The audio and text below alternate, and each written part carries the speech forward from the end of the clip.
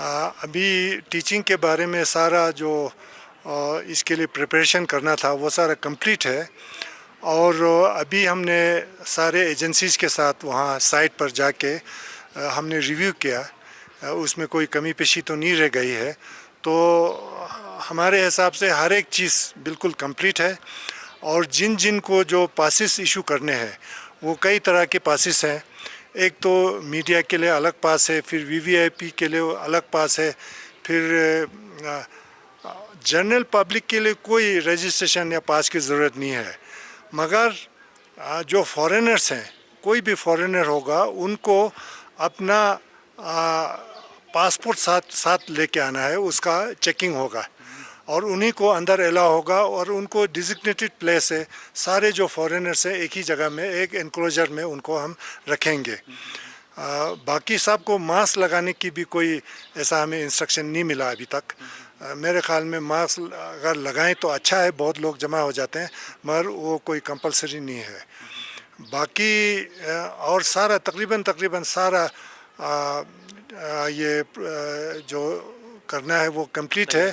और हमारा zero waste हमारा पॉलिसी है। वहाँ पर कोई भी जो भी गार्बेज एक दिन में निकलेगा वो शाम तक बिल्कुल साफ़ हो जाएगा और उसको सेग्रीगेट करके हम जो कंपोस्ट कर सकते हैं उनको अलग करना है और जो रिसाइकल कर सकते हैं हम रिसाइकलिंग प्लान में वो बेचने का हमारा इंतज़ाम है। और जो एज लोग आएंगे, जो बुज़ुर्ग लोग आएंगे और जो चल नहीं सकते हैं या पेशेंट होगा, उनको हम पार्किंग एरिया से गाड़ियों को सामने नहीं आने देंगे, काफ़ी दूर हम रुकेंगे।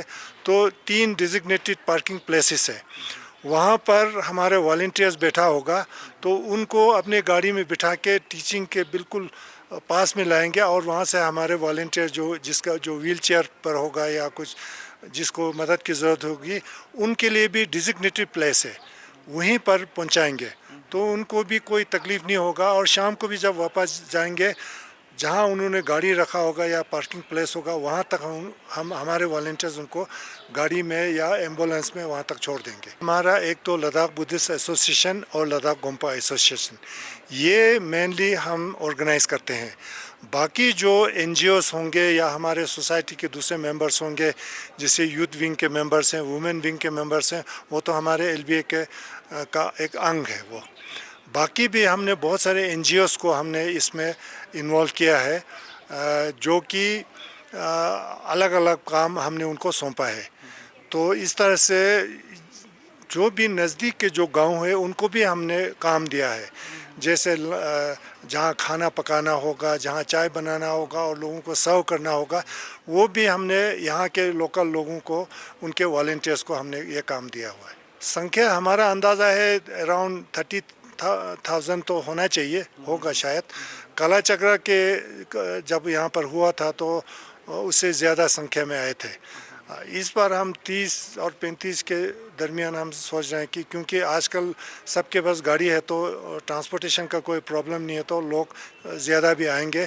और हमारे हिसाब से टूरिस्ट भी काफ़ी आए हैं इसी चीज़ के लिए। और जो नेबरिंग जो हमारा हिमाचल है, वहाँ से भी लाहौल स्पीति किन्नौर से भी कुछ लोग आएंगे। और जो इंडिया में जो टिबेटन रहते हैं या इंडिया से बाहर रहते हैं, उनमें से कुछ लोग हमारे हिसाब से यहाँ आएंगे टीचिंग के लिए। नहीं, हम तो अपने आप को बहुत फॉर्चुनेट समझते हैं सारे लद्दाखी। कोविड के दौरान में हिज होलीनेस नहीं आ पाए, उससे पहले भी बार बार लद्दाख आए हैं और उनसे टीचिंग्स लिए हैं। खाली हिज होलीनेस यहाँ आके नहीं बैठे हैं, और उन्हें ले को छोड़ के नुब्रा में टीचिंग दिए हैं, ज़ांस्कार में दिए हैं, लिंगशेट में दिए हैं, बहुत सारे लद्दाख के दूसरे एरियाज़ में भी उन्होंने लोगों को टीचिंग दिए हैं। तो लद्दाख के लोगों को हिज होलीनेस में बहुत आस्था है, बहुत डिवोशन है उनके लिए। तो दलाई लामा जी ने जैसे कहा कि वो लद्दाख फ्यूचर में भी आना चाहते हैं, क्योंकि लद्दाख में ये इस साल का ये जो टाइम है वो उनके लिए सूट करता है, क्योंकि धर्मशाला में ये मानसून का सीज़न होता है और यहाँ ड्राइनेस है, तो उनको सूट करता है। तो ये लद्दाखियों के लिए बहुत खुशकिस्मती की बात है कि वो उन्होंने ये कहा कि वो बार बार लद्दाख आएंगे, तो लद्दाख के बहुत सारे लोग बहुत खुश हैं इस बात से।